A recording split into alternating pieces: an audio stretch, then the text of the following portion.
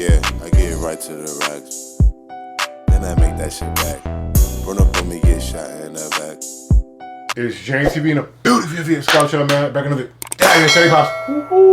Listen, today we have another Killer Chronicles. Shout out Killer Chronicles. Go check out our Woody documentary, right? That was on Killer Chronicles. Great. Or the Aryan one, go check that out. On Killer Chronicles. And also the Texas one where we did the guy from Texas, you remember? That he was like a cop, but he was like a gangbanger. Yeah, that was good. That was some good shit. Yeah. So now we're doing Norteños dominate Antioch, a town known for meth, murder, and betrayal. Wow. So this is where Woody's from. So it's kind of, Woody might be in this documentary a little bit, maybe Big Tone. Yeah, we'll see. But the first thing I want you to know, subscribe to the channel, request a content, and we react. We are here to entertain you and to have fun. Are you not entertained? Well, you will be. Subscribe to the channel, request a content, and we react. Follow him on Instagram, JBTV. Follow me, Possible React, and the Discord below. And if you don't know, now you know. That's how we're too, right? I'm talking. On August 25th, 2008, Eric Zachary Anderson sat down in his cell at the Martinez Detention Facility in Contra Costa County, California, and penned a letter to Judge Teresa Canepa. He told the judge that he was innocent, that he had witnesses to back up his alibi who were never called during his trial, and he was now being forced to pay the price for someone else's actions. Wow. He told Canepa that he had made mistakes in his young life, but tried to do good whenever he could. Then he asked Canepa for mercy. Quote, "I believe everything happens for a reason, and maybe I have to go through some more trials and tribulations before I can beat this on appeal. All I can do is keep my faith in God and stay positive." Okay. Anderson's Nothing plea... is worse than being in jail for something you didn't do. That gotta be. There's a lot of people like that. I wonder what's the number? Like over 1,000, 5,000? I think it's got to be maybe 15-20% of the population is in jail for shit that they didn't do. You think so? Yeah, I know a guy that got arrested for doing something and was doing like 7 years, and then he got blamed for a manslaughter that he didn't do. Wow. But the guy that did it got locked up and said he did it. So, wow. Yeah. And he ended up doing 15 years on top of his 7 because the guy that really did the manslaughter got arrested for something else. I was like, oh, I know who killed so-and-so. It's crazy, man. Fell on deaf ears. The next day, Canepa sentenced Anderson and his co-defendant, Randy Phipps Salazar, to life in prison without the possibility of parole, virtually guaranteeing that both men will die in prison, barring a successful appeal or change in law. Their fate was by no means a foregone conclusion.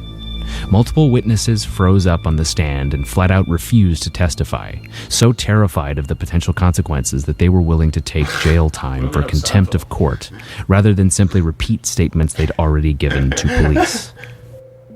In order to understand how two men arrested for murder in their teens came to receive the most stringent penalty possible in the state of California, we have to go back 4 years earlier to an area defined by gang violence and methamphetamine trafficking, where people betray their supposed friends on a regular basis.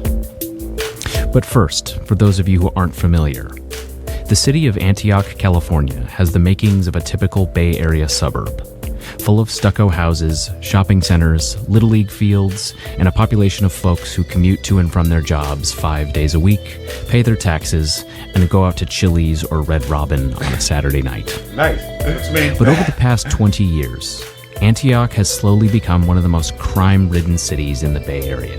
Wow. Thanks to a changing housing market and drastic adaptations to how gangs in Northern California function, as well as a police force that's currently the subject of an FBI probe centering on cocaine, steroids, and other yet-to-be-disclosed criminal offenses. Wow. I didn't know that was a thing. The corruption? Yeah, there's always corruption within police force. Yeah, damn. But I feel like they would get caught like sooner than later, right? Yeah, I mean, the cops have something called the blue wall, and they don't tell on each other. So, but that's changed now because now cops are getting arrested for doing shit. Like if they shoot, back in the days, the cops shoot somebody, be like, oh, you know, even if they'll take the cop to trial, be like, you know, it was circumstantial evidence that he did it, and they get off. Now these cops are going to jail for really killing people and doing dirt. Antioch is located along the Delta, a freshwater river in East Contra Costa County that flows from the Sacramento River and eventually into the San Francisco Bay, and which is a main source of water in the area. So my theory is, if Antioch's so bad, right? It looks like it's not the suburbs, but it looks like a nice area, right, where people live. That means that all those people from Sacramento and Oakland moved over there, maybe. Yeah, the poor people moved for a better life, but the gang violence came along with it. Ironically, Antioch is known by the nickname Dirty Waters. An apt title, given that historically the city has been full of backstabbers, secret police informants, and criminals who are willing to set up their own friends for robberies or worse.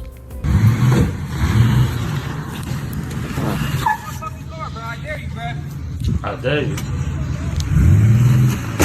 Oh no!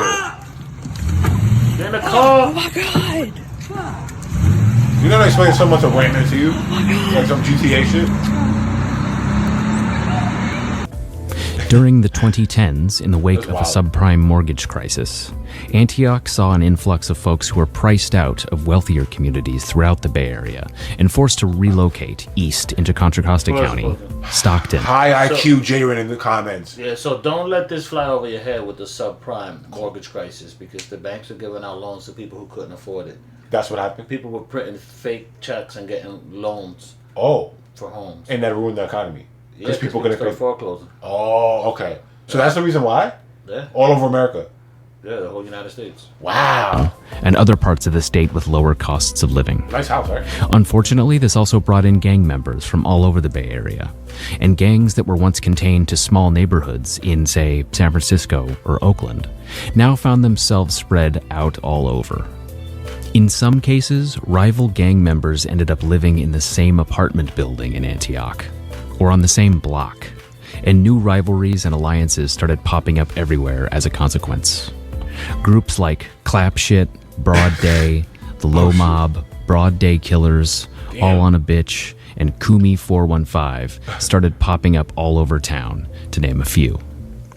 But before all of that, the city's premier and most dominant gang were the Norteños, a predominantly Latin American gang that started in San Quentin prison in the 1960s, and is now part of a massive interconnected web of street cliques and prison gangs to include the Nuestra Familia, the Northern Structure, and countless sets spread out all over California and much of the Pacific Northwest. In the 1990s, the Norteños were by far the largest gang in the area, though most of the gang violence and crime at the time was concentrated in the neighboring city of Pittsburgh. In fact, hardly anyone outside of the local community acknowledged the presence of Norteños in Antioch until the late 1990s, when a Norteño member named Ryan Wood, also known as Woody, put out a self-produced album called Yock Influenced, in which he flaunted his experiences as a gang member in the city, as well as his connections to some of the most high-profile crimes in the area. There is one other factor that affects day-to-day life in not just East Contra Costa County, but the entire region: methamphetamine. Decades ago, the marshy, deep east regions of Contra Costa were splattered with hidden meth labs, mostly controlled by biker gangs, and urban legends of unclaimed, secret cash stashes hidden by drug kingpins still exist to this day. Presently, Cocoa County is still known as a place where meth availability is at most a 5-minute drive away. And nowhere is that more true than Antioch and its adjacent communities. Damn, I didn't realize how big meth was. So meth is expensive? Yeah, meth, yeah. It's a lot of money in meth. Yeah. Meth, heroin, Yeah.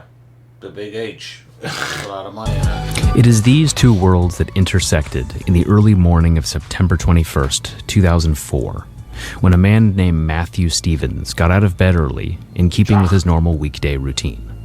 Like many Antioch residents, Stevens worked in San Francisco and usually got up around 4:30 a.m. to make the commute.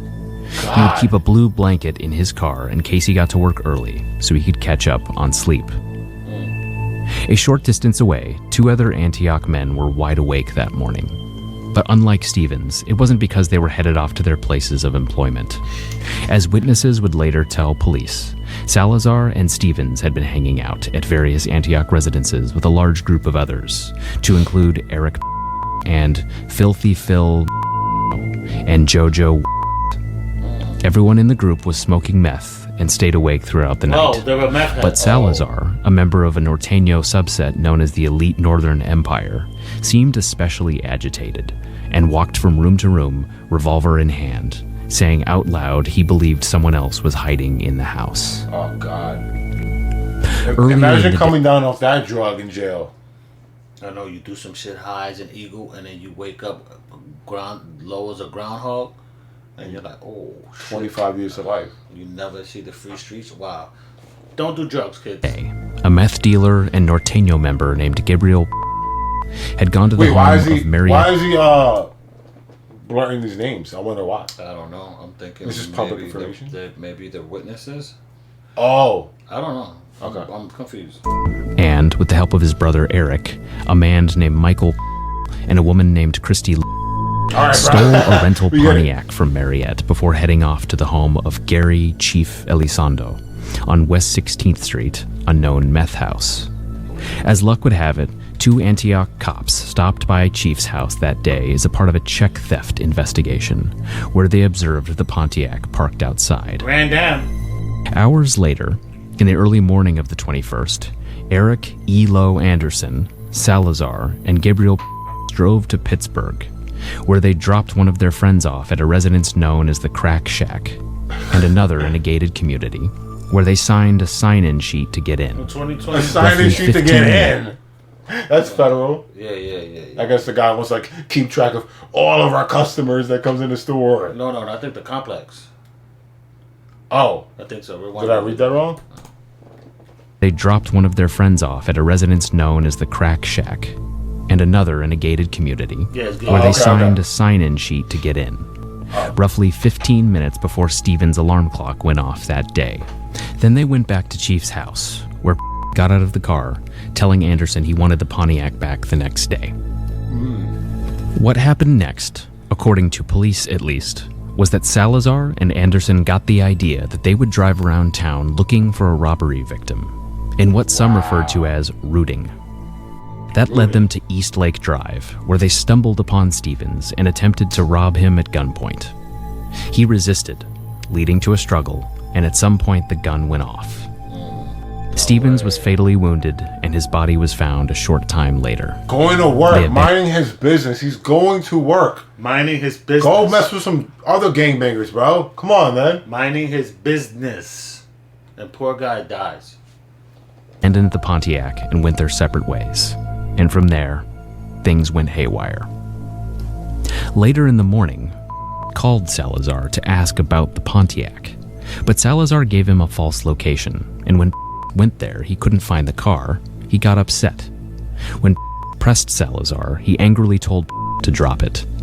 Then confessed to participation in the murder and robbery, saying that Elo shot Stevens while they were fighting over the gun.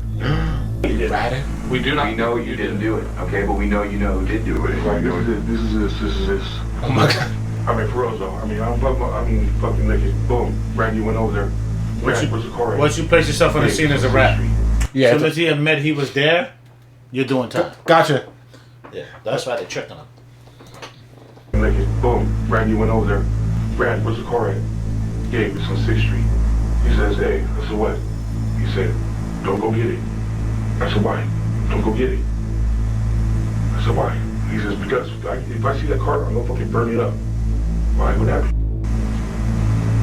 He said, him and Elo went over there and fucking, there was some guy outside and fucking Elo had a gun in the hand and shit and they were wrestling and the gun went off. Okay, that makes sense. Why would they even want it? That explains it.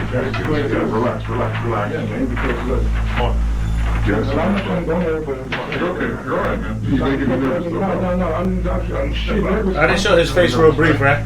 Yeah, I'm gonna water, man. You want to get something for me? I need some cookies too or something. Oh, wow. While Salazar clearly screwed up by telling about the murder, if that story is to be believed, Anderson was making far worse judgment calls. He went to the home of a man known as Tattoo Fernando to receive a tattoo that said Cal, the initials of a Norteño subset known as the Crazy Ass Latinos.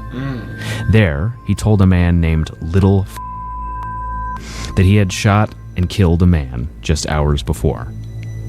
When aghast at what Anderson had confessed, told him to keep his mouth shut about it and not tell anyone, Anderson replied he'd already told about 8 people.